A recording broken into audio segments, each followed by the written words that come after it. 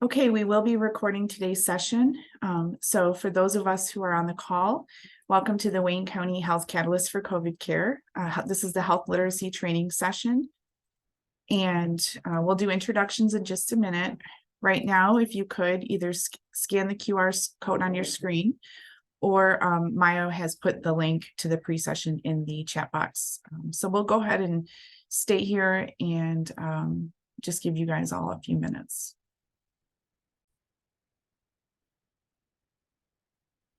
Okay, welcome back. Thank you for participating in the pre-session survey. Do you all want to come off and just do a quick intro? There's a small group of us. Where your first name and where you're from, or your last name if you prefer. We can start it with Diane.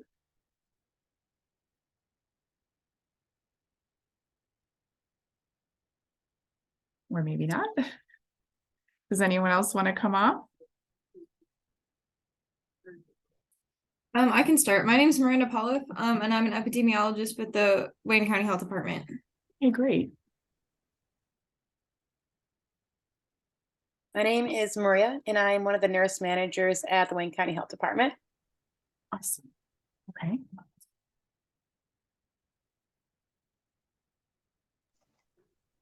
I'm Patrick O'Brien. I'm in Wayne County Emergency Preparedness with the Health Department. Okay, great. Ross Woody. I'm also part of the emergency preparedness with the health department. Great, thanks for joining. And it looks like we have a new, is it Sierra? We're just doing introductions.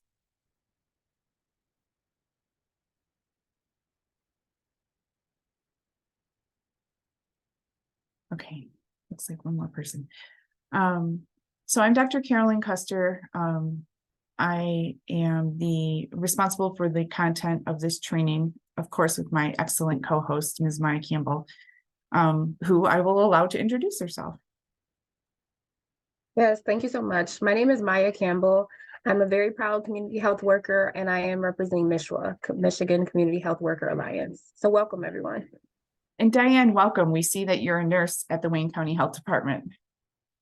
That's probably the last chat I'll actually see, so Maya will monitor the chat. All right, let's go ahead and get started. So the agenda for today, and we're really excited that you're all here to talk about this because you have different roles. We're going to talk about health literacy. We'll talk about 5 health literacy interventions, take a short break. When we come back from break, we'll talk about strategies specific to overcoming vaccine hesitancy. And if we have time, we'll do a case discussion at the end.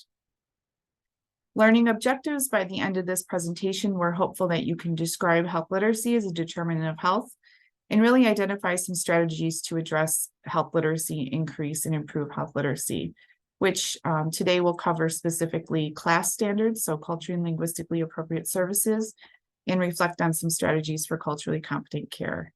And of course, this program comes out of the COVID funding, so we will talk about the COVID vaccine and some strategies specific to that.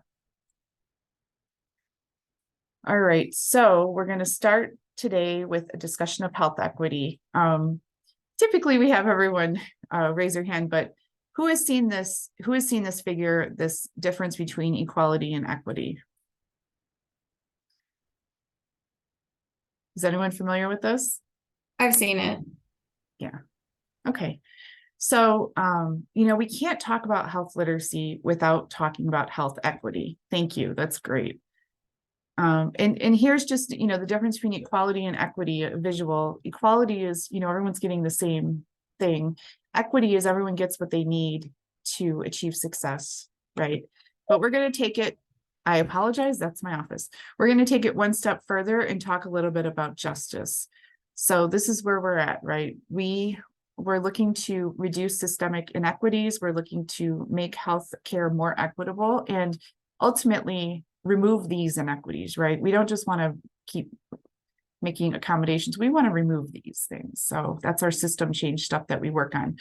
So health literacy is a social determinant of health, right? So social determinants, I assume most of the people on the call from Wayne County are familiar with, but as a reminder, these are the things that affect our health that aren't related to the actual medical care or whatever you get in the clinic, right?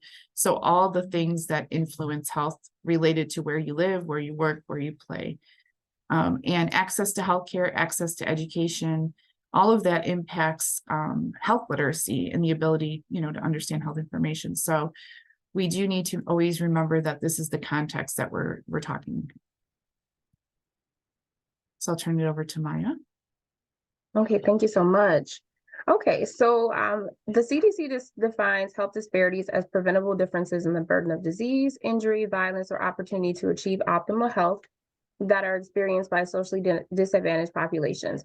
These things do exist because health inequities and factors, as we mentioned, like social determinants of health and systems designed with structural racism. Okay, so this is just a brief history about health equity in Wayne County. So historically, Wayne County was what's called redlined or redlining occurred in Wayne County. Is anyone familiar with that term? Or has anyone heard that before? So what redlining was basically a line or certain populations being cut off from access to things like healthcare and education. Okay. All right, so introduction to health literacy. What does health literacy mean? Does one person want to come off and just give their definition of what health literacy means? I'm sorry, and we forgot to mention, there will be spots in the training where it's a little interactive, so don't be shy.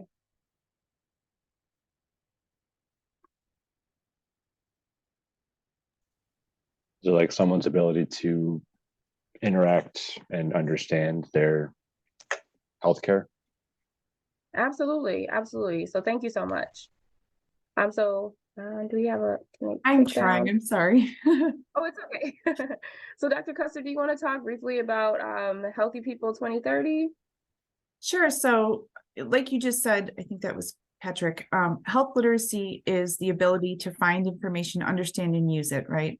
It's not just necessarily understanding the medical condition, but all the pieces that go along with that, right? Like we have a very complex health insurance navigation system, just understanding all of the things that you need to take care of yourself. So Healthy People 2030, as you all know, I assume, they come out with goals for health every 10 years, and health literacy, improving personal health literacy has been a goal for a while. The thing that got added in that I think is important to note is the organizational health literacy piece, right? So how much are we providing equitable services that allow, people to access this information? So that's what we're going to talk about today. And Maya, I'll turn it back to you. Okay, thank you so much. So some health literacy components that we're going to discuss, the skills and knowledge needed to interpret health information. So we know, of course, literacy is the understanding of reading, writing, basic math, speech and comprehension. Numeracy is the understanding of math and how numbers are used in the real world. So some factors that impact health literacy: the complexity of the information that's being communicated. Is it difficult for the patient to understand? Language, is there a language barrier? Are there factors in age that affect the information being properly communicated? And the state of the patient's health. So are they nervous or anxious? Are they sick during the appointment? And cultural background. These are all factors that impact the health literacy. And the way the health information is communicated by the providers is another factor that impacts that health literacy. All right, so this is just a graphic of what we talked about, the individual factors such as the patient's literacy skills, their knowledge of health, their demographics, culture, and experience. And then on the right side are some of the system or professional factors, like the public health practice and communication, dissemination of information, the public health infrastructure, and also the public health workforce. These are all things that build or create health literacy or impact health literacy, I'm sorry. Oh, just give me one moment. Okay. Sorry about that. All right, so we're going to talk about some impacts of health literacy. People with limited health literacy are more likely to, or less likely rather, to use preventive services, things like our colon cancer screening, pap smears, etc. Less likely to effectively manage their chronic disease, right? It takes some health knowledge to effectively manage. more likely to have poor medication adherence, higher rates of hospitalization and use of the ER, higher mortality rates. Something that we'll talk about throughout this session is reporting a sense of shame about their health literacy. And so we will talk about red flags in a few minutes, but this is definitely something that people feel and will maybe prevent them from asking questions or engaging. And of course, all of these are associated with higher healthcare costs and expenditures. So on a community level, what does that look like? We have some emergency preparedness people here, so that's exciting. Missed opportunities for services, such as all these health fairs that we do, lack of preparation for emergencies like weather evacuation, etc. Environmental safety stuff like contaminated water or even food safety warnings. So our goal is to improve literacy, right? Health literacy literacy and health literacy on an individual and a community level. So let's talk quickly about health literacy and literacy. The average reading level of adults in our country is 8th to 9th grade. However, most health education materials are written at 10th grade level or higher. So there's a problem there. So what they recommend, the best reading level for materials is 5th to 6th grade. And we'll show you some examples of materials and where you can get them at this reading level. But really, before you go out and engage with the community, taking a look and understanding what that reading level is. And again, some red flag behaviors for limited health literacy. If you're with your member and they are frequently missing appointments, unable to fill out the forms completely, there may be signs like non-compliance with medication issues. History, giving a full history is something that may not be able to be communicated. And the biggest thing, asking fewer questions. So we'll talk a few times about, the member or client that just kind of nods right through the session and the provider may ask, do you have any questions? And they say, no. That could be a red flag behavior that they're not quite understanding all the health pieces. And lack of follow through is another sign. So we know that there's, limited health literacy exists, organizational level and, individual level, community level. So what's recommended is using a universal precautions approach. And so, just like with HIV and bloodborne pathogens in medicine, you can't tell by looking at someone whether or not they have HIV. So we just assume all blood is contaminated. And that's how we come up with the protocols for safety, right? So it's universal precautions. So the AHRQ has a universal precautions toolkit for health literacy, and that's listed at the end as a resource, and you will get the slides.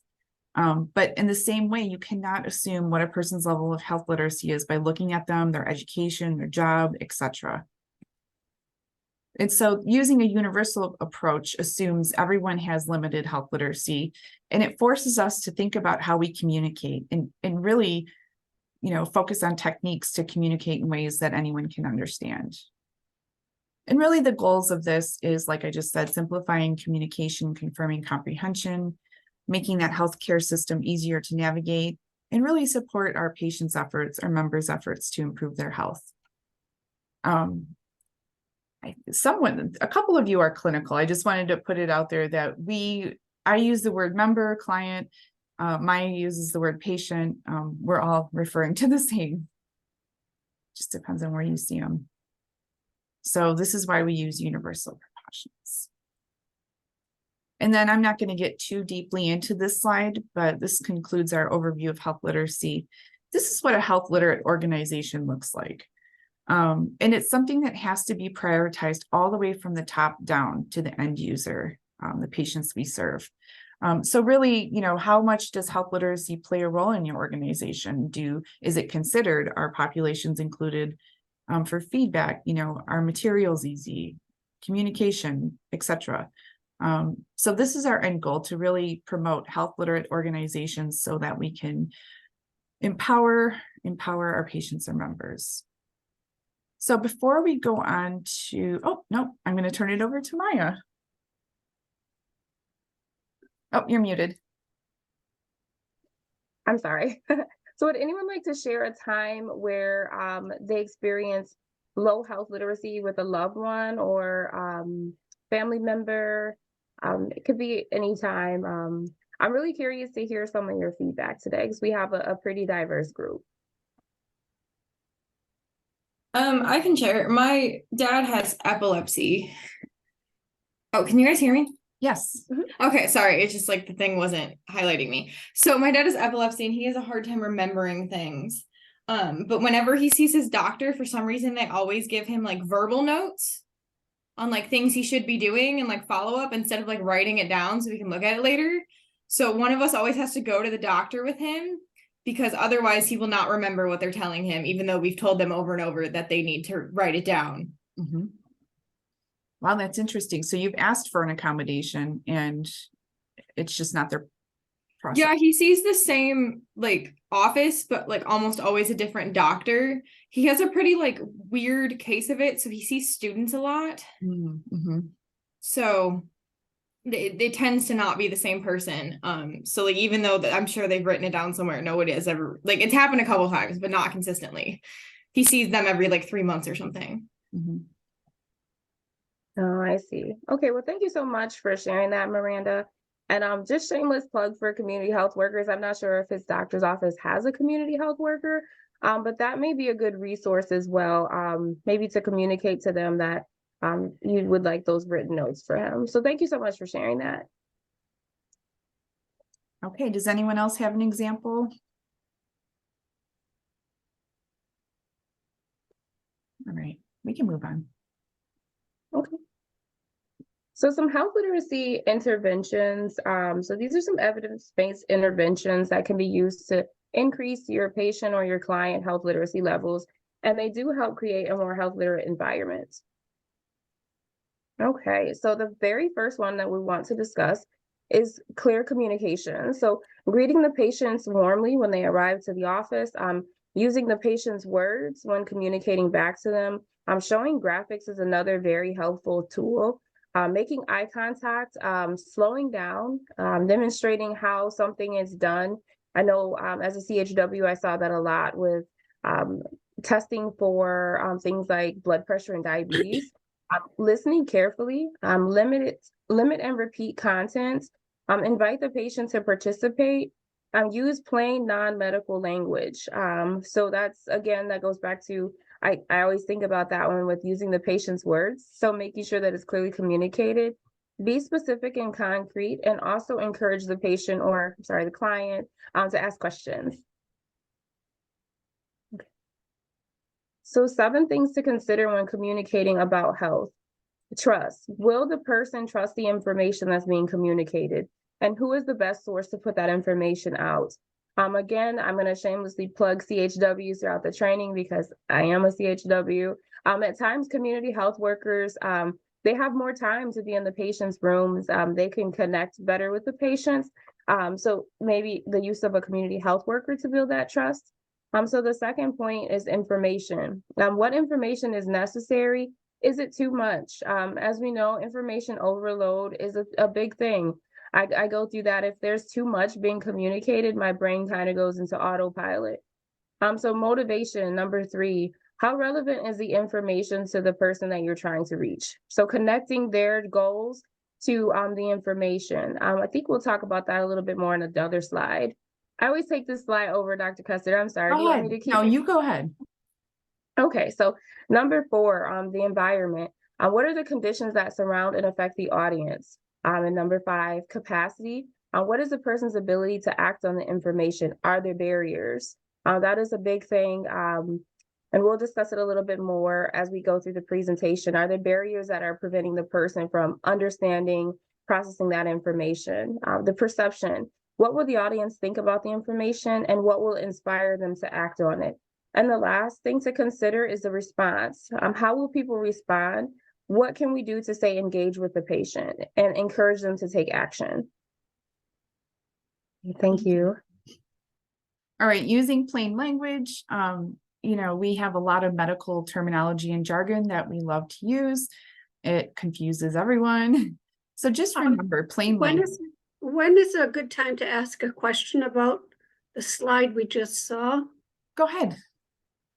Thank you. Well, in general, I'm sorry I came on about 12 minutes late, but I hope that there's a way to get access to these slides afterwards. My question is the doctor the right person? When I go through these 7 excellent things to consider, most of them, the doctor is not to be taken for granted as being the best to deliver on all of these 7 items. Sometimes it's really the nurse or the physician's assistant or other ancillary people who come in and out of the room. But patients sometimes want to hear it from the doctor because he's got or she's got the most prestige or whatever. Anyway, I've had a fair amount of experience with a loved one who had a PhD, so he could understand fairly complicated stuff, although he wasn't a scientist. And the doctors, nonetheless, they were at cross purposes with one another. They never told him what his actual diagnoses were. And so that's, my experience is that doctors are not the best, but people like to hear it from the doctor. So how do you get around this? How do the other people who are not the doctor develop that trust? Maybe that's not a problem. Maybe for most people, it's not a problem. I would be happy to hear that. Thank you. Thank you for the question. I think that for me, this ties right into the integrated care team model, right? So team-based care is the model that would ultimately, we could support the patient as a team. It doesn't necessarily have to be the doctor doing everything. Maya, you've been you've been part of the care team. How does that work? How do you communicate with the provider and the patient? Yeah, so I've actually experienced this where there were patients that did not want to hear it from me. They did want to hear it from the doctor. So what happened is a few appointments, I would sit in, I would ask if it was okay, and I would sit in the appointments and communicate the information after the doctor had stepped out, or just kind of take a little bit more time to share the information once the provider was out of the room. But I mean, it took a little while to build that trust, but it is possible. And it does take a patient provider as well, because as you mentioned, we just do have those patients or clients, they want to hear from the doctor, which is very understandable. So Maya, you're talking about acting as an advocate. So almost having a patient advocate or a community health worker, et cetera, as part of the care team. Absolutely. Does that answer your question a little bit? It certainly helps. Thank you. Okay. All right. So moving on to plain language, like I said before, we have jargon. It's best to just try using the plain language and not, the medical stuff. Something even like adverse, the meaning of adverse or, bad would be a better way to put that. Diet is something I bring up at every single one of these, because if you ask a person, what is your diet? They automatically think Weight Watchers or Atkins or some sort of fad diet. When actually what we're asking is, what do you eat? Right. So that's just, you have to ask what you want the answer for, right? Plain language. And this just is an example of that. Your COVID test is positive. So during the pandemic, I was at a screening event and somebody tested positive and they thought it was a good thing because positive means good, usually. And so, we had to explain, no, that's actually means that you have COVID. And what we ended up doing after that was writing, you have COVID, you do not have COVID. And then, there was no misunderstanding about that. So language is very important. All right, any questions on language? Any follow-up?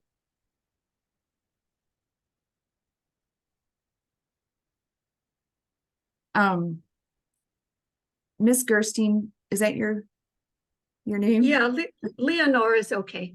Leonore, I did want to mention, you will get a copy of the slides and the link to the full presentation. And we do talk about health equity in the beginning a little bit. So yeah, thank you. okay. So we're going to move on then. Communication is the most important, right? Using effective health materials can also be very important. So what does that look like? Like I've already said, check readability, aim for 5th to 6th grade. What makes a handout effective, right? Is the purpose of the handout clear? Is there irrelevant information? Is there too much information? Like Maya talked about, information overload. Does the handout have common everyday language, right? Is the material broken up into chunks that makes it easier to understand? One thing humans we don't like is all words on a page. We prefer things organized with maybe graphics, etc. A material that identifies at least one action item is effective. Visual aids are always, important, and always be aware of confusing numbers. So what we're going to do now is we're going to have some interactive discussion. If you'd like to participate, you can come off mute, but we're going to look at some COVID materials. So this first slide, and I apologize, these are smaller. These are 3 flyers that were put out for children vaccination. This is MDHHS. It says keep the school year fun going. This is the CDC, and this is Authority Health, who put this together. So thinking about what we just kind of reviewed about effective materials, if you were a parent, which one of these 3 would be the most effective at convincing you to do something? What do you think? Does anyone have any feedback? Well, I would say the middle one with the large graphic. If your purpose is just to get people to get vaccinated and you're not trying to give them a whole lot of information about the illness and the symptoms and all that, I kind of think, and again, it depends. Let's say in the pediatrician's office, no doubt the middle one would be, or a well baby clinic, the middle one would be the best, I think. Mm-hmm. I So think, I'm go sorry. ahead. Go ahead. Oh, hi. I have to agree with Lenora in regards to, kind of looking at the material or the graphics. Like, I kind of think it would have to kind of depend on the individual, where they are, where they're seeing it. And I'm saying that as far as looking at the number, the 3rd one. I'm African American, so if I saw this somewhere, maybe, in the school hallway, picking up, a child, I would, pay attention to it, versus like, the first one, maybe looks more so like a high school rally or something, maybe geared towards like a parent in high school or something. I don't know. I just feel like it would be a difference for an individual and the, where they are when they're seeing this graphic. Mm-hmm. Yeah, Any the first other one looks feedback? like it's, sorry. Go ahead. Oh, the first one looks like it's actually geared, like would be targeted at the kids themselves, like in a high school. Like, I don't think that wouldn't stand out to a parent as much as I think like the bear one would. I think that one is the most like jumps out at you and is like immediately gets point across. I agree. Parents know, keep your cubs safe. And that's a very straightforward message that most, parents relate to. This little cub thing. Okay, that is all great feedback. Thank you. Let's go on to the next few slides or the next few pictures. So this one came out, I bet everyone's seen these, but MDHHS put this one out with a ton of different languages.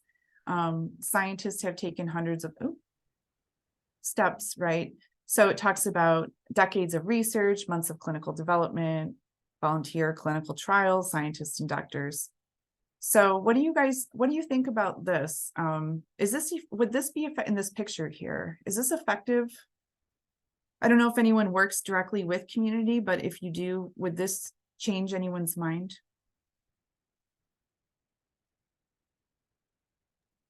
Well, I'm sorry to be kind of on the talkative side, but what are we supposed to make of that photo? I mean, what are they doing? We don't know what's on that pad and what they're looking at. What does this have to do with health? You know, yes, it's a loving mother or grandmother or caregiver and two happy, healthy looking children. But I think it is really hard to come up with a nice photo that demonstrates that the vaccine is safe. That's a problem, you know? So happy faces are good, but I don't think that's an effective photo. The information is geared toward clinicians, I mean, health people, as well as the patients. That it's not my problem. My problem is with the, you know, what does that open door stand for? That's a metaphor. Is that a metaphor for the vaccine is available? Then find a better way to say it. That's my sense. And that's pretty much been the consensus. I don't think anyone said this would be effective for their patient population thus far. So, all right, let's a few more. So the next two, actually the next three are all MDHHS. And the point of the next two that I wanted to just quickly touch on is, you know, we need clear messaging, right? Clear messaging is so important. And COVID was bananas, right? As far as clear messaging went, it was new, right? So that we didn't know everything right away. We had to keep coming out with more information. But a thing like this where you see, okay, the bivalent booster is available, but now we have an asterisk and we have a cross. And so again, if you don't notice this fine print, if you don't read the fine print, this could be confusing. Or even if you do, this can be confusing, right? And then if we look at this one, this is another example of a message that I don't know how it could have been clear at the time, but I still get calls on this one. So, you know, my girlfriend called and said, my daughter's sick, she has COVID and she's still coughing, but they want her to come back on day 6 wearing a mask. And, you know, what does that mean? She still has a fever. So again, you have multiple asterisks in a message, you have multiple fine print. It's going to potentially create some confusion. So clear messaging is really, really the point.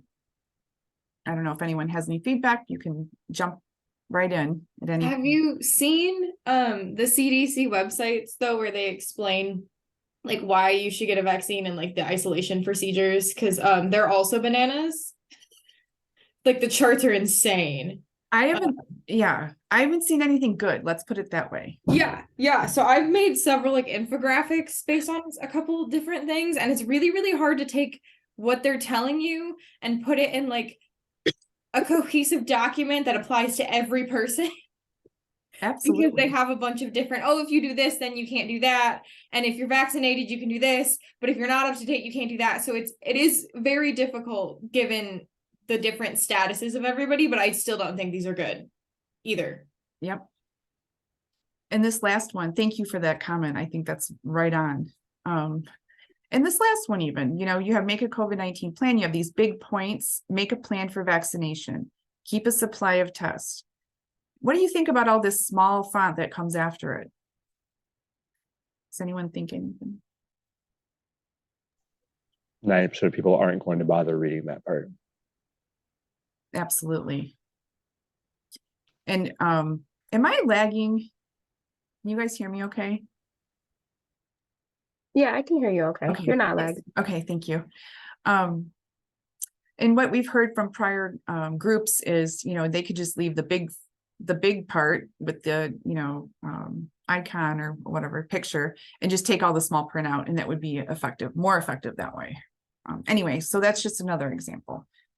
Okay, I'm going to turn it over to Maya. Okay, thank you.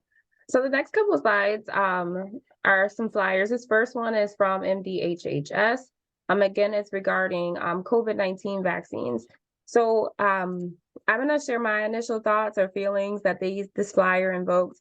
It's kind of scary. There's a cute little baby. She's crying. She looks like she's in pain. There's someone in a hospital bed. There's another child that looks very worried. The Band-Aid is super cute, the pink Band-Aid, but there's a lot of information here.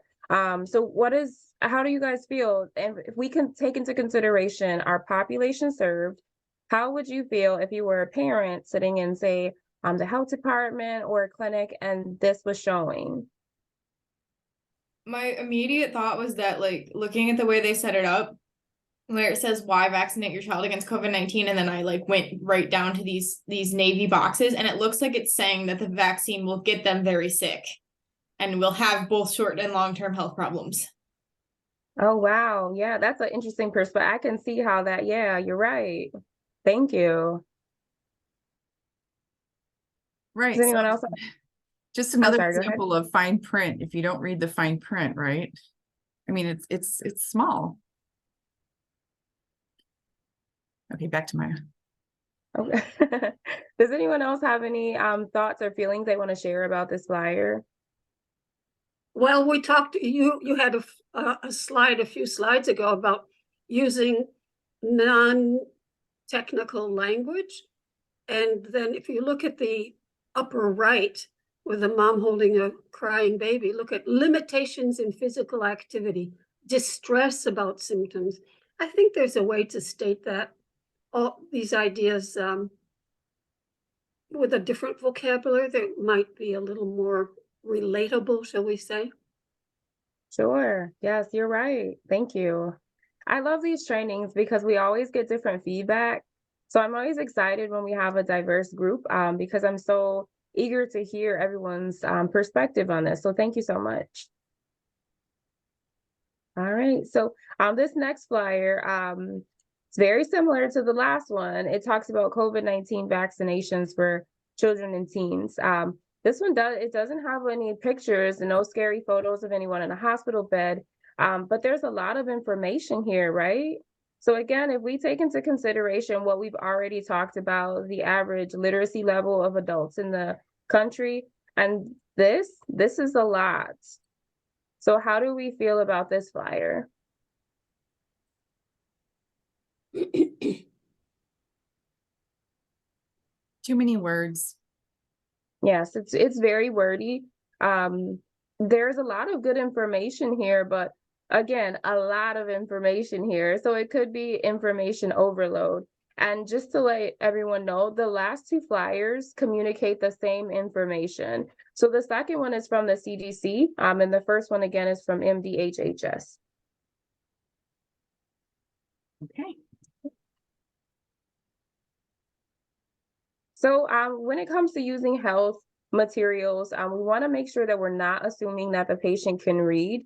In reviewing a handout, circle and highlight the important points. And I just want to point out, just from my experience as a CHW, sometimes most of the time, the tools that we have in our tool belt are just the tools that we have, and we don't have other flyers or we don't have the time to create individual information for each patient. So in those cases, circling and highlighting the information that's important is a good tool.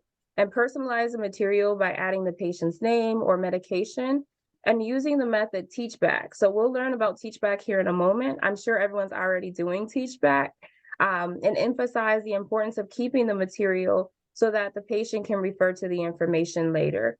The other point here about using health materials, it's very easy for us to say, you know, hey, check out the CDC's website for the most up-to-date COVID information, but we need to be aware or be conscious when we're referring those digital materials, whether or not the patient even has access to the internet. So that's something to consider as well. Right. Oh, sorry. You have one more. Oh, I'm sorry. And obtain the patient's feedback on those materials. All right, I'll hand it back over. Okay, thank you. So, so we talked about communication and effective materials. We're going to go quickly through a method called teach back. I don't know if anyone on this call works directly with clients, but if you do, has anyone ever heard of teach back as a method?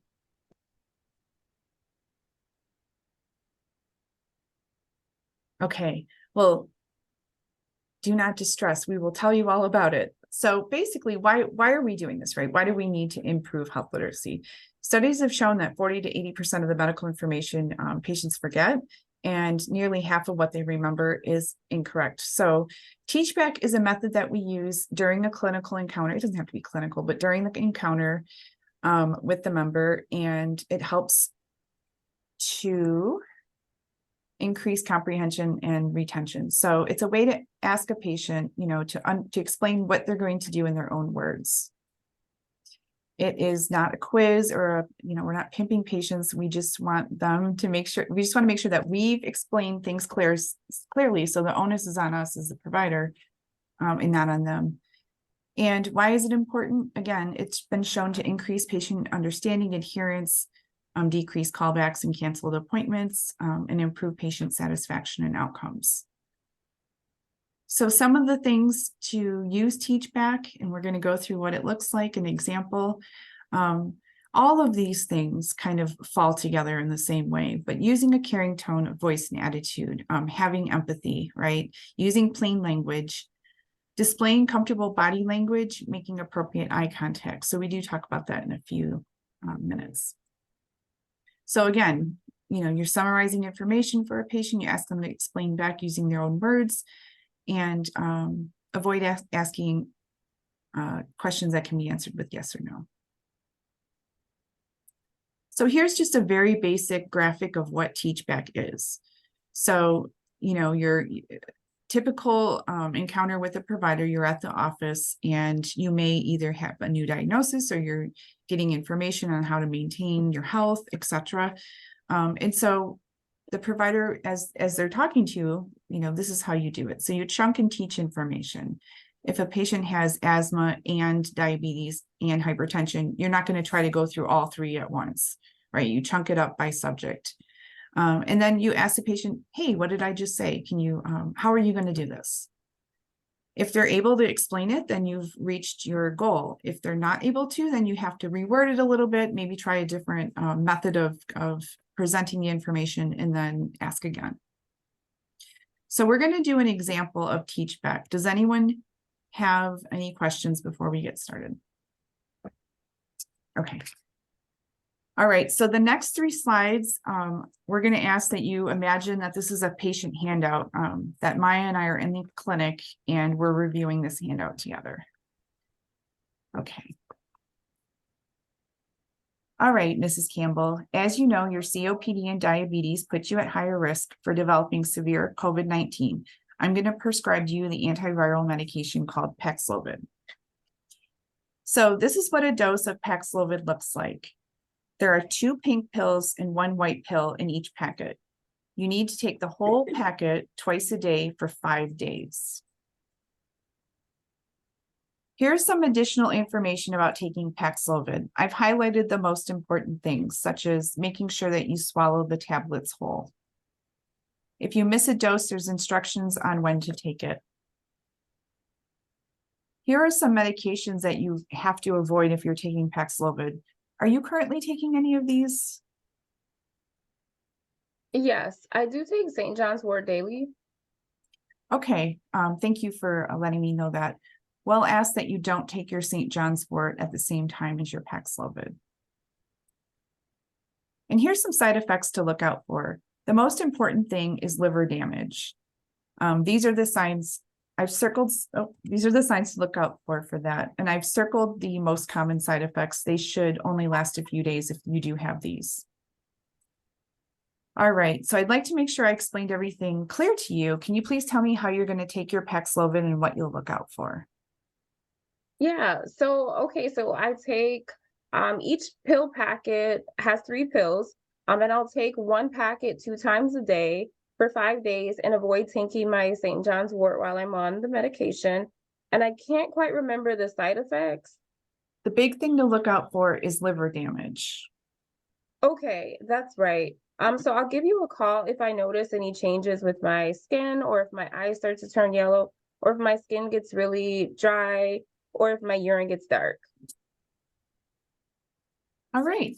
So this is a very, like I said, very quick example of TeachBack, just summarizing the information that you'd like the member to take home in a clear communication, plain language way. And if anyone's interested in any of these techniques, you can go ahead and look on YouTube or online. There's tons of examples of TeachBack to look at. So I recommend looking further into it if you are interested. So that was teach back. So our fourth strategy we're going to talk about isn't necessarily an evidence-based intervention.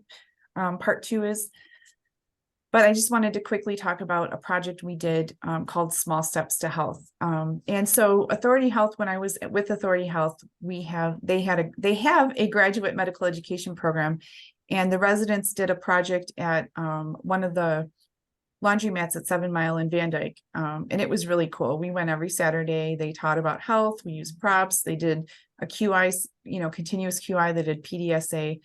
It was really cool teaching about health literacy in an atypical location. Unfortunately, the COVID, kind of ended that project, but we were able to continue our partnership with Libraries Without Borders and create this campaign called Small Steps to Health. And this was in Narden Park. And really the thing is small step behavior change. When you're working with your members, your patients, we're going to want them to be, adopting healthy behaviors. And it's really hard. It's overwhelming when you give someone a large goal. So an example, they recommend 150 minutes of cardiovascular or exercise, right, for all adults a week. Rather than saying, if I'm a provider in the office, rather than saying, I need you to get 150 minutes of exercise a week or activity a week, it's just so overwhelming. How do you start, right?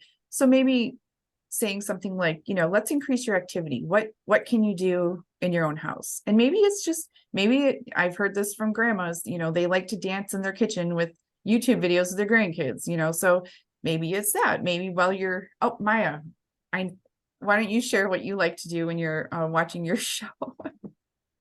I fortunately have been able to lose a dramatic amount of weight through a lot of lifestyle changes.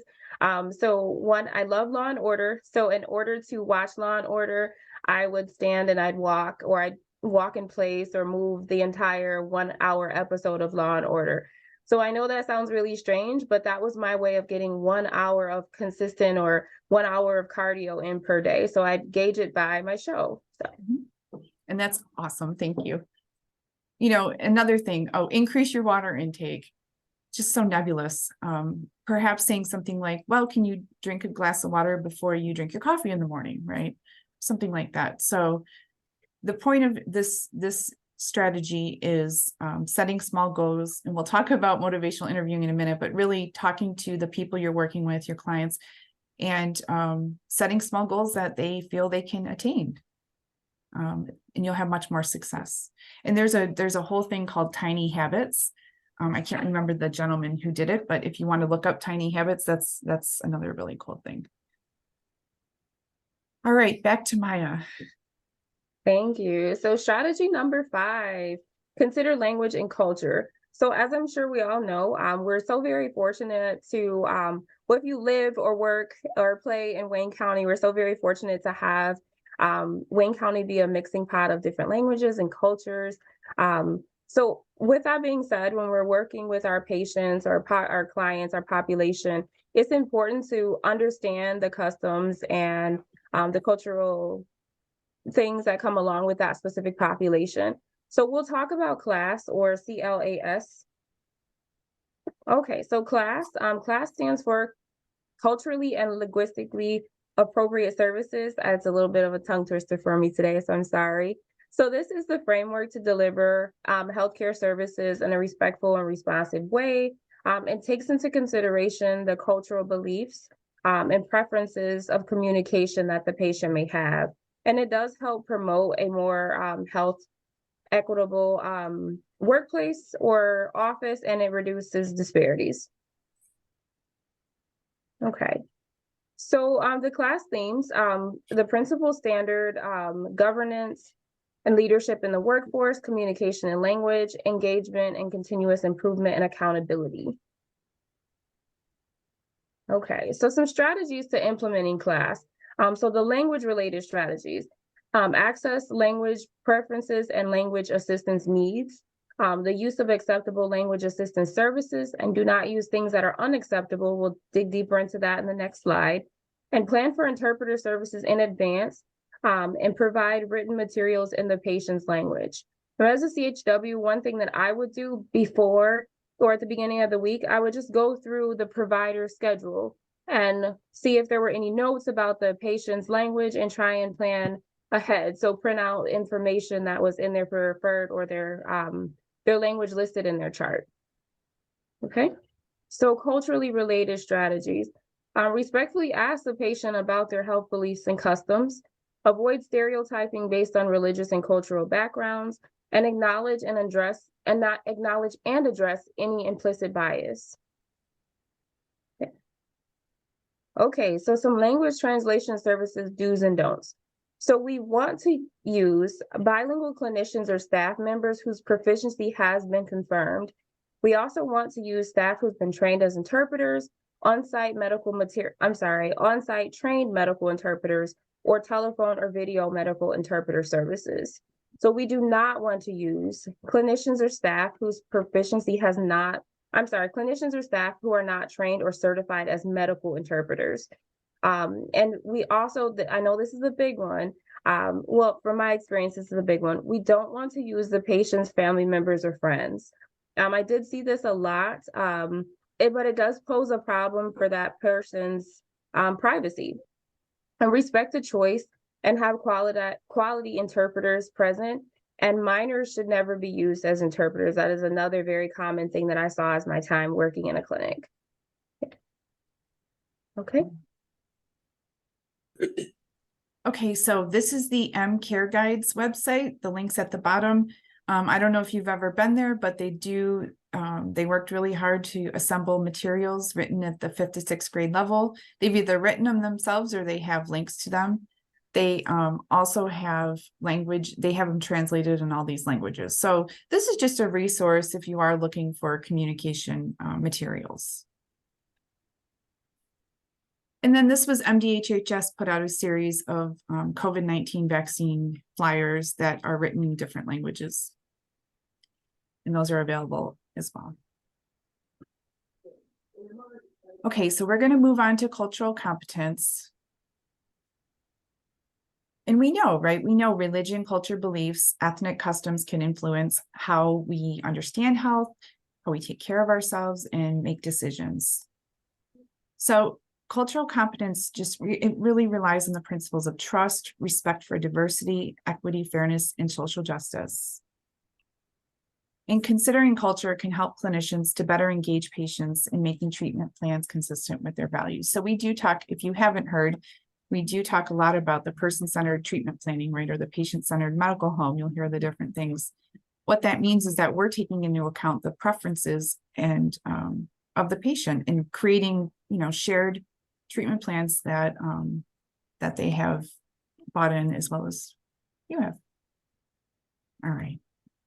So culture can impact health engagement in quite a few different ways. Just a few examples. So for health beliefs, in some cultures, people believe talking about a poor health outcome could cause it to occur. So something to keep in mind. Customs, in some cultures, family members play a large role in healthcare decision-making. Elders, for example.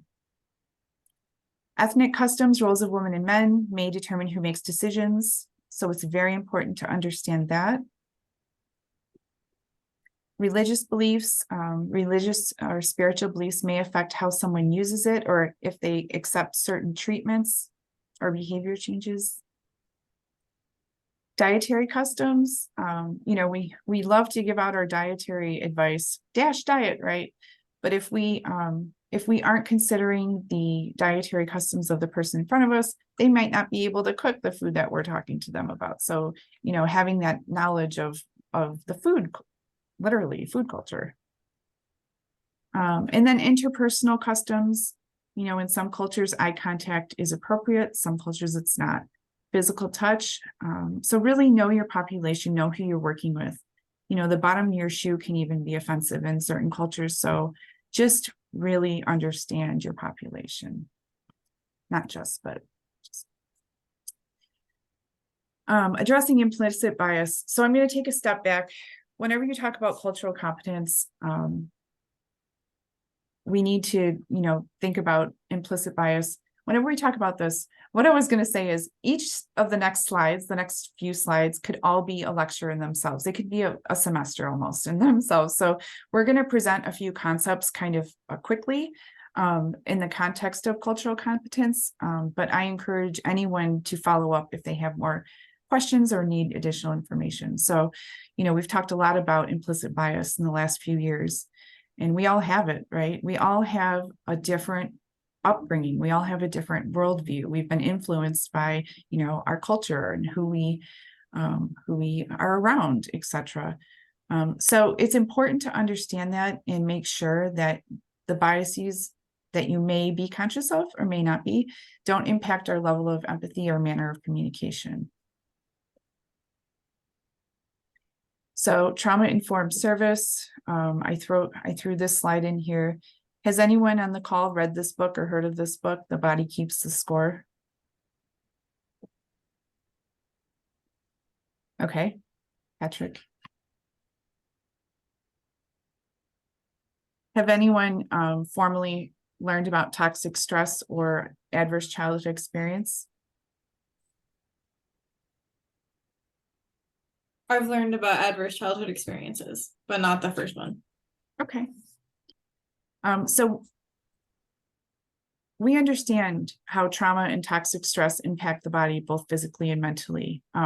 So toxic stress, we talk about, we have different levels of stress. I don't want to get too much into this right now, but when we're fight or flight, right? When the bear comes, we are ready to run. All of our catecholamines go up, our cortisol goes up. Toxic stress is a stress situation where the cortisol really doesn't get a chance to go back down. I mean, you're always elevated. Your fight or flight is always being activated.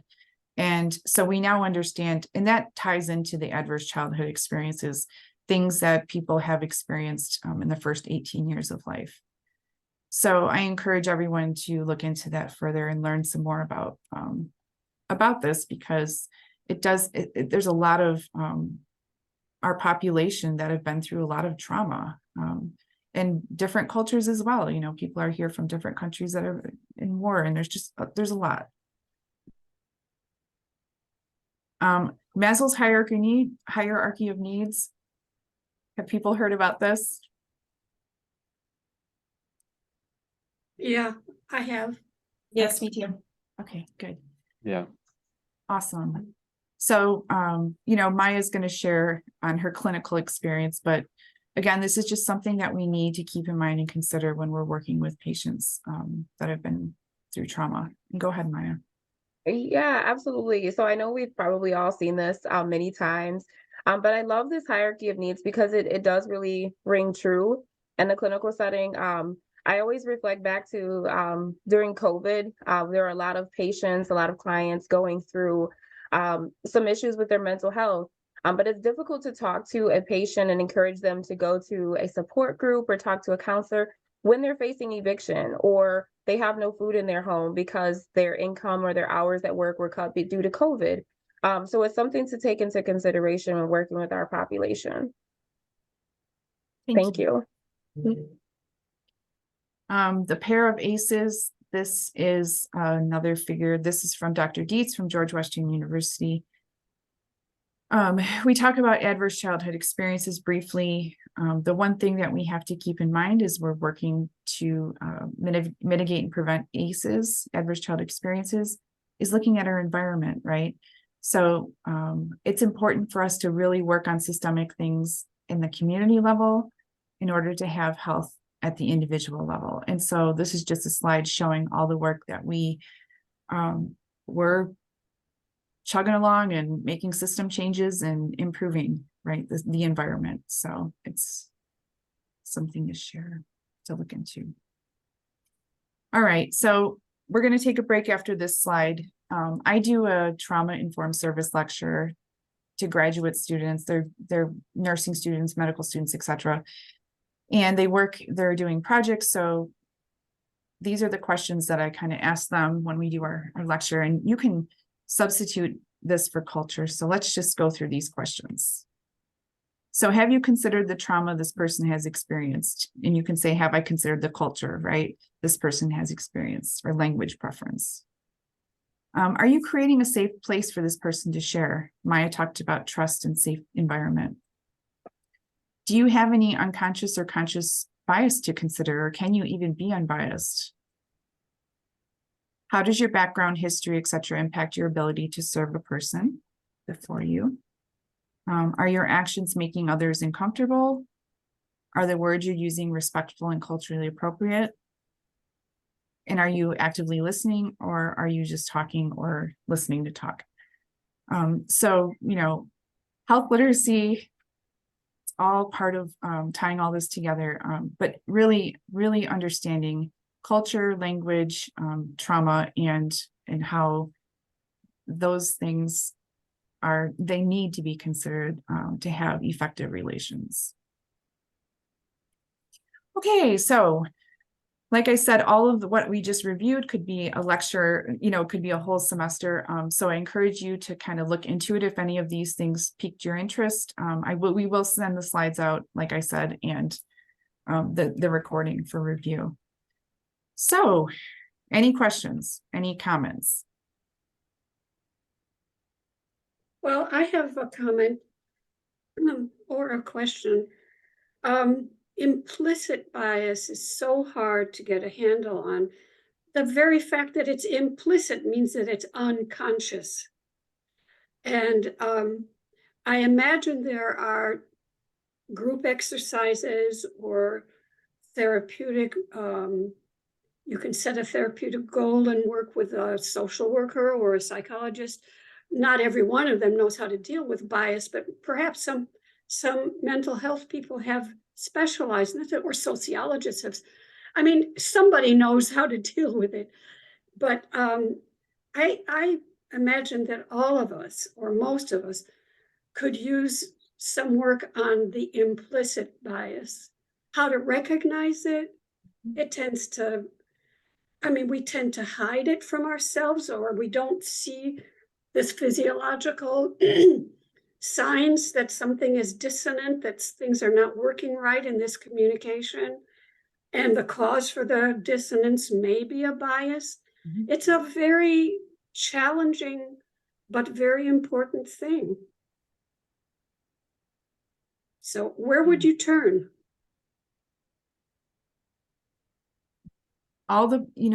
I have attended some amazing lectures and sessions and workshops on implicit bias. I have to refer to a professional because I'm not sure where that information is. Yeah, so where do you start? Well, how do you find someone in your community who is trained to work with people who are trying to know themselves better and do better in that area?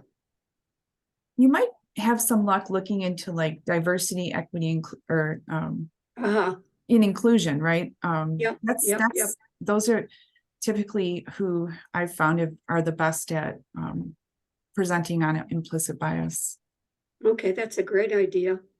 Thank you. I'm retired, and so I don't know what I have access to as a retiree, but I'll look into that. I'm sure there's something. Okay. Thank you. You're welcome. Okay, so we're going to take a 5-minute break. So it's 2:07. How about we start back around 2:13 and we'll do the second half.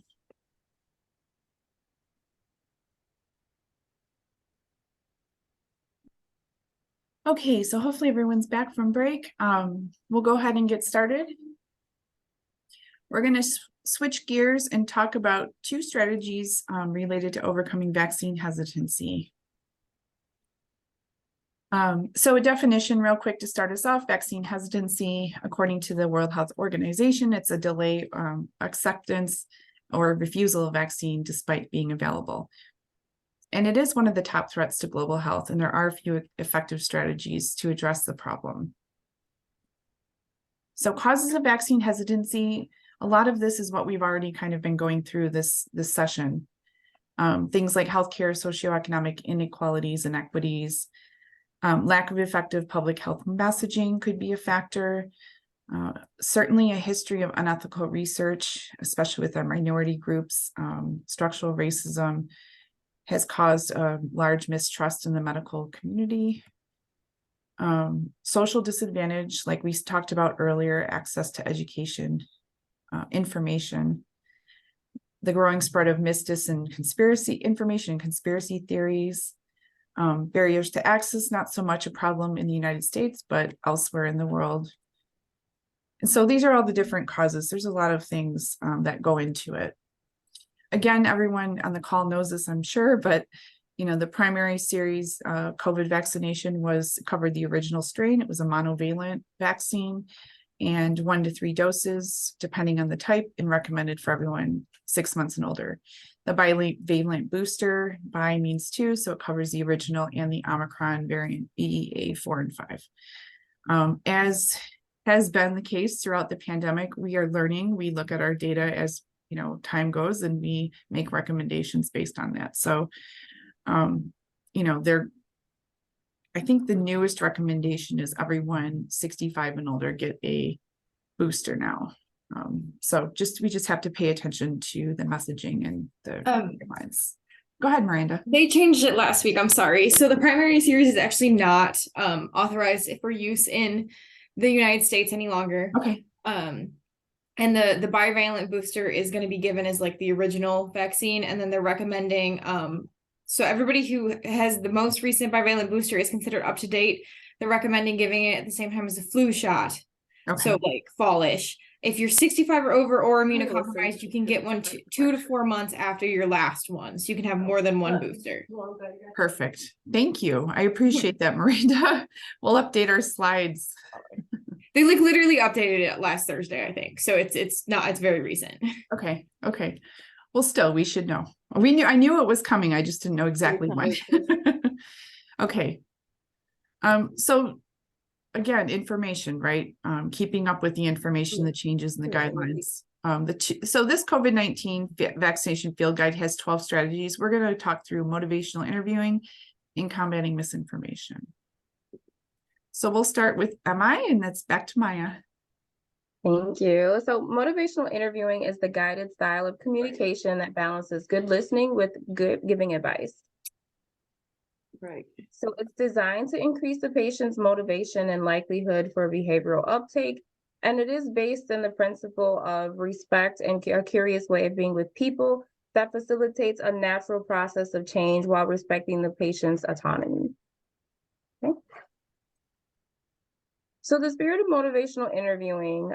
So this table shows on the left side, the spirit of motivational interviewing, and then on the right side, the authoritative or the previous way or the old school kind of way of therapeutic communication.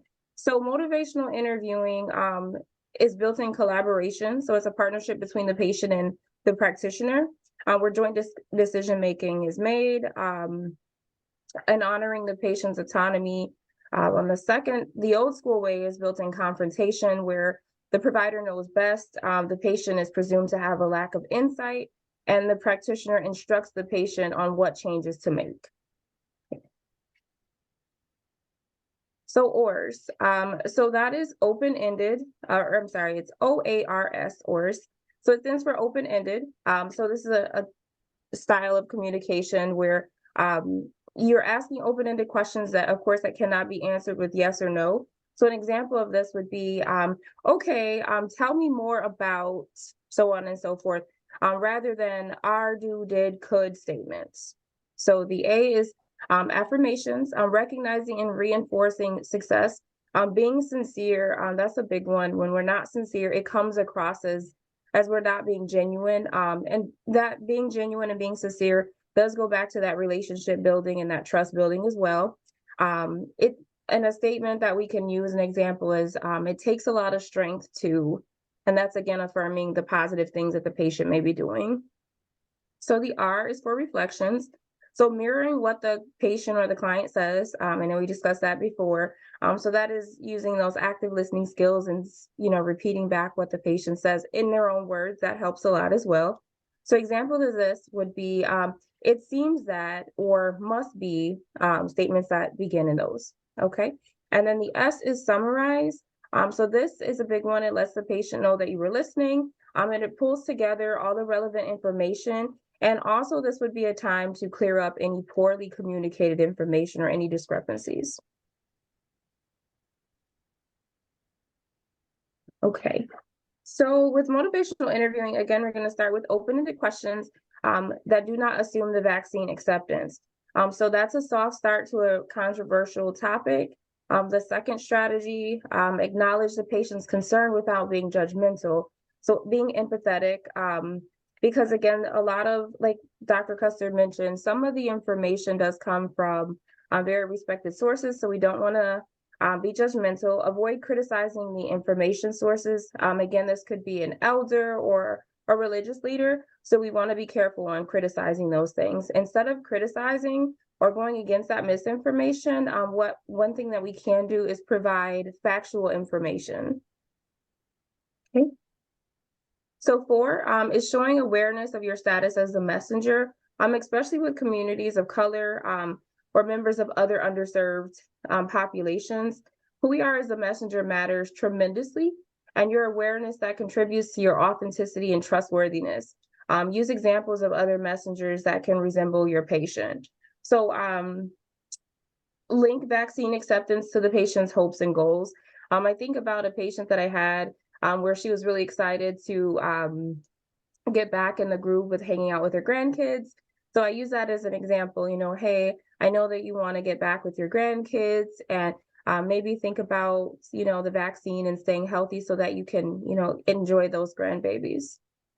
So that's the 5th strategy. Okay, so Maya and I will do a quick example.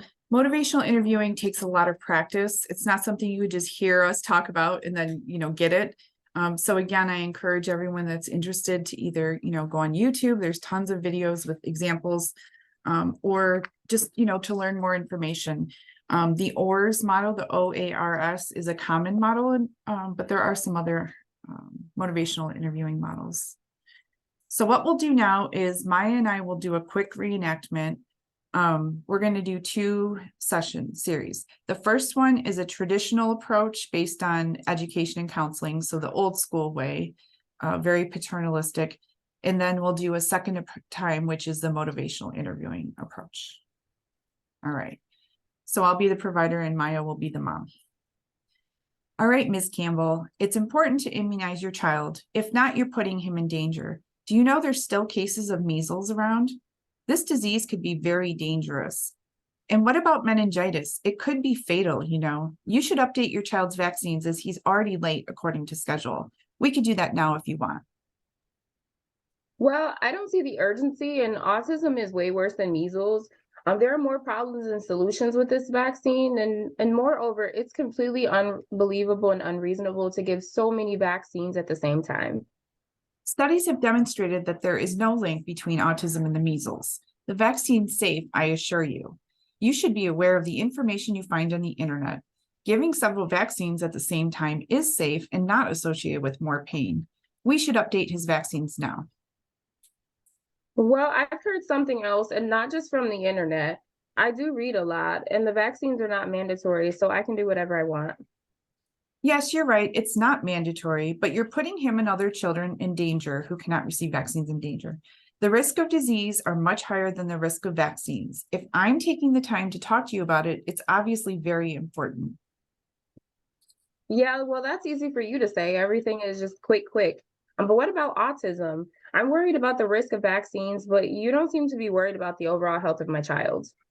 Of course I am, and I'm worried about the fact he could get diseases that we could prevent with vaccine. I don't think that we're on the same page, so let's just talk about this at another time. Okay, so I adopted the role of the expert, tried to, tell the mom what to do, and it led to an opposition. So now we'll do a motivational interviewing approach.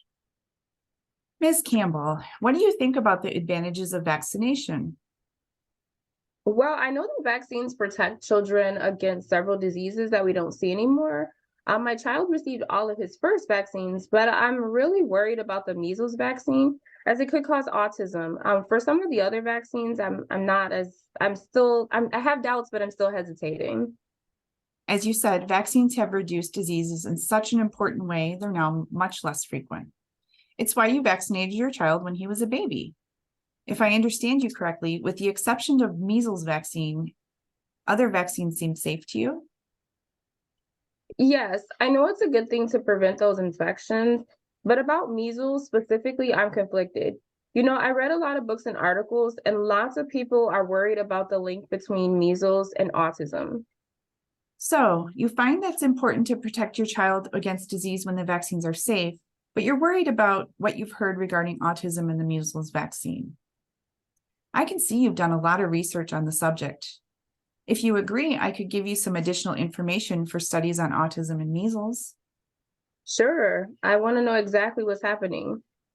In fact, you're right. One study had hypothesized a link between measles and autism, but this measles vaccine and autism, but this study was fake and the author lost his medical license. More than 500 additional studies have been done around the world, and they demonstrated there's no link between vaccine and autism. The frequency of autism in a group of vaccinated children was the same as a group of unvaccinated children. What do you think? Well, so I'm not so crazy to be worried about that. Of course not. You're totally right. Okay, well, thank you for taking the time to truly understand my concerns, and I think it's a bit clearer now. Okay, so in this example, motivational interviewing allowed Maya in a non-judgmental way to express concern, right, in her ambivalence, and I was able to use open-ended questions and reflections and affirmations to give her solicited information that she could accept. Okay, so that's our quick example of motivational interviewing. Does anyone have any questions? Okay. All right. So we'll move on. Commenting misinformation, disinformation. Does anyone want to come off mute and tell us the difference between misinformation and disinformation?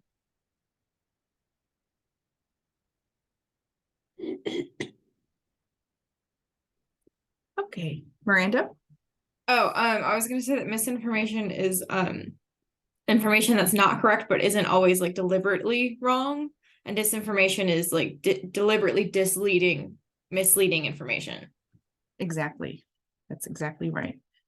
When I do patient safety stuff, when I talk about, patient safety, you can talk about the difference between error and a violation. So one is incorrect, not shared purposefully necessarily. The other one is. So it's important to understand that these things are out there, right?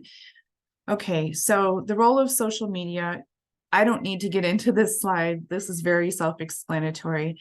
We have so many different ways to get information, as everyone's aware. And this slide just shows that there are just a bazillion different ways. So no wonder there's, misinformation and disinformation. So really, like Maya mentioned before with the vaccine motivational interviewing, it's better to not judge, not argue, right? Against a source or a source of information. It's best just to provide factual information. And using trusted messengers is another important thing that we've talked about several times. The one thing that people have asked me about, and this is in Maya and I, is, well, what do you do if the person you're talking to doesn't believe that the source is credible? And we know that there's a lot of people that are now, they don't trust the CDC, for example. And I don't have an answer for that yet. But that is something that happens. So just to share these two slides, this was November, so this is a little bit outdated. But again, just showing, rather than arguing, it's best just to show the facts. And here's the facts, right? So we're still looking at, if you're unvaccinated, a higher level of being hospitalized, and a slightly higher level still of deaths. And the green line, just so everyone knows, is the new booster. So with the new booster, it's almost zero. Now, again, there's people that will say, oh, well, the hospitals code, COVID-19 death differently, so they get more money or whatever. There's a lot of arguing about this data, but this is the most accurate, right? So that's what we do. All right. So we're getting close to wrapping it up here. I'll turn it back over to Maya. Yeah, so thank you so much. Excuse me. So does anyone want to share an instance where a person refused to get vaccinated because of mis or disinformation? And how did you react to that? And was it effective?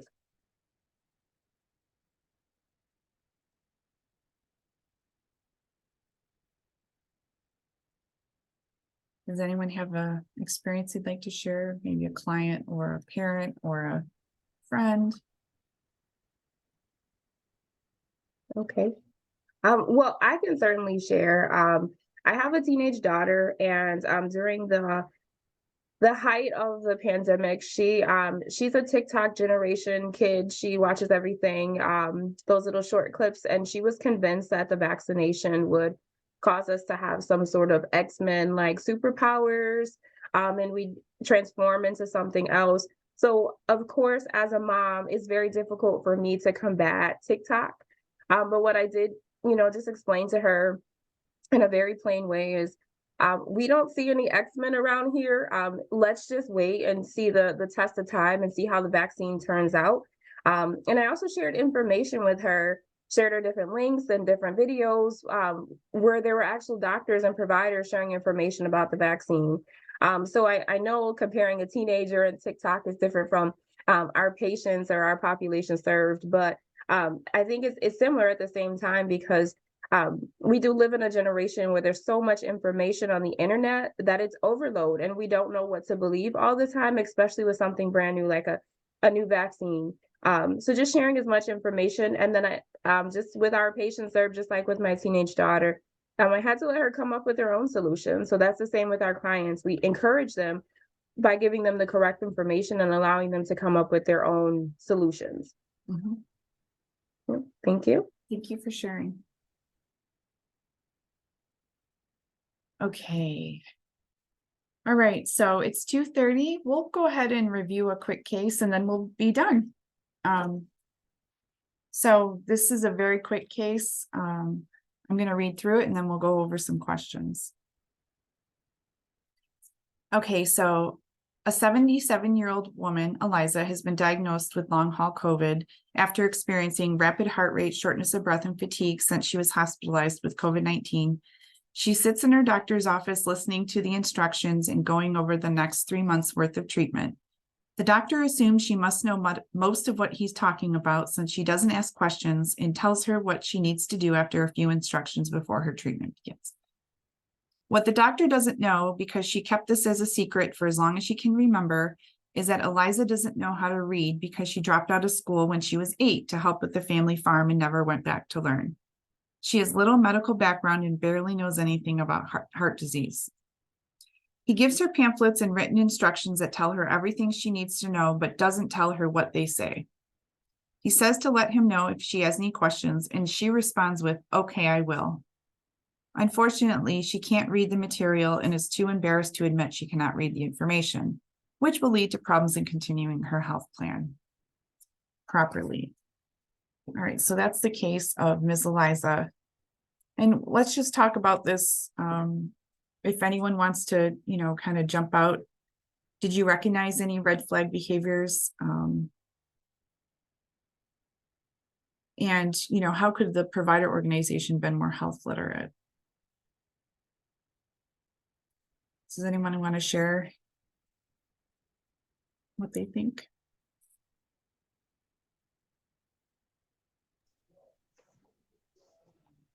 Just the when she's giving like one word answers all the time and not like really engaging with the information. Thank you. Yep. What could we have done better? We as in the provider organization. Possibly practicing teach back. Teach back would have been a great way to help her retain some information, right? All right. And were the health information materials effective? maybe, the doctor could have explained what was on the papers, would have been a little more helpful. I almost wonder if we're doing universal screening for literacy, and if not, that should be part of the social determinant, of health screening, that everyone gets an intake. Yeah, that's my my vote. All right. Well, thank you so much for participating, everyone. We appreciate your time. Maya's going to go ahead and wrap us up.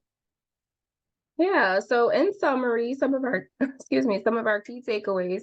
Low health literacy is associated with lower health knowledge, poor medication adherence, increased use of ERs for primary care, and increased mortality rates. All of these things do impact the quality of life, and all these do impact low health literacy. It's important, again, to use those universal precautions like we discussed. So just assuming that everyone has low health literacy, so that all patients can clearly understand the information. Improving individual and health literacy levels can reduce vaccine hesitancy and increase COVID-19 vaccination rates. So a final review, it's recommended, or the recommended grade level for all written materials is 5th and 6th grade level.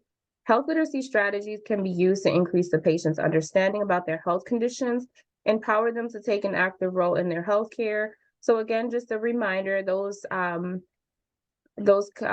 factors, or those things that we discussed: clear communication, teach back, using linguistically and culturally appropriate materials, motivational interviewing, and combating misinformation. Okay. Like I said, we will send the slides and the link to this recording out to everyone who's here. I just want to show you a few extra things. There's CDC has an additional training on health literacy, which could be helpful if you're looking for more information. And here's the resource list of the things that we presented in this session. So we're going to go ahead and wrap it up. If you would like, you can unmute, and if you have any questions or comments. We would appreciate if you have time to do the post-session evaluation survey. You can either scan this QR code, or Maya, I think, just put the link in the in the chat box. So we'll leave it up for just a minute and hope to get those evaluations. Does anyone have anything they would like to share? I do have a question. So like I know that it's better to use simpler words, but when the patient is recalling like their medications or their diagnoses and they don't know the actual medical term for it, is that also a problem? What do you mean by problem? Well, like if they were to go to the ER and they were to ask them, like, do you have any like pre-existing conditions? Are you on any medications? And like, I know most people know high blood pressure is hypertension, but if they said they had like cysts in their uterus or something, like that could mean a lot of different things. So like at some point they have to know what the medical term is, right? Well, yeah, but that is the whole point of this, right? Is how do we increase health literacy on both levels? So, doing the things so patients understand their diagnoses. So using whatever it is, right? Using materials or teach back, or, however, to help them better understand their own, because I absolutely agree with you. And this is a challenge. This is part of the reason why we're doing all this work. Okay, thank you. That's not really a great answer, but yes, it creates a problem. It is one of those like iffy areas, because like you never really are sure that you're getting what you're trying to get across to people. So yes, absolutely. Even sometimes little passports to health. I've seen people put, like a little card together with all the diagnoses and meds. So they just carry that in their wallet, things like that can help people remember. Yes, I've seen those as well. And I think that they're very helpful because, Miranda, some of the patients like a patient that you're describing, at times they know that those things are very difficult to communicate. So I have seen patients take out a little card or a little small booklet that has like a bunch of information And I think with those sort of patients, those are like teachable moments. So those are the times, if there's a new diagnosis, like fully understand, explain the new information. So we're not compounding that confusing information. So they're not leaving our office or they're not leaving the ER this time with more information that they don't understand. Mhm. But great Thank you. question. Thank you. Yeah, that was helpful. Thank you. Any other questions? Okay, I'm gonna go ahead and stop sharing. I assume everyone's gotten the link. Oh, there's quite a few. Thank you so much for participating. This is our biggest audience thus far, so this is exciting. And like I said, we'll send out the slides and the recording sometime this week. Oh, and if you'd like